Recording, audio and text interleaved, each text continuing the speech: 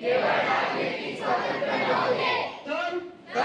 त्यासोबत एक स्वच्छ व विकसित देशाची कल्पना हवी होती।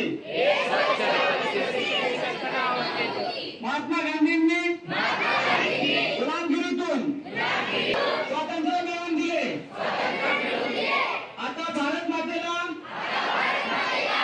अस्वच्छतेतून मुक्ती देऊन देशाची सेवा करणे आपले आद्य कर्तव्य आहे।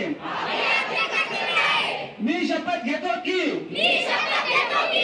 मी स्वतः वेळही देईल।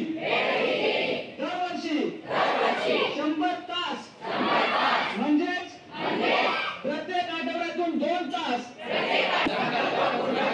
या विचारांनी मी गावोगावी आणि सर्वपल्ली स्वच्छ भारत मिशनचा प्रचार करीन।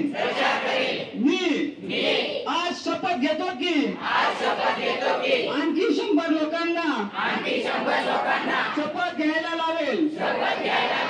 माझ्यासारखेच स्वच्छतेच्या 100 तास देतील यासाठी मी प्रयत्न करेल। मला माहित आहे की स्वच्छतेच्या दिशेने टाकलेले माझे पाऊल संपूर्ण देशाला स्वच्छ करण्यासाठी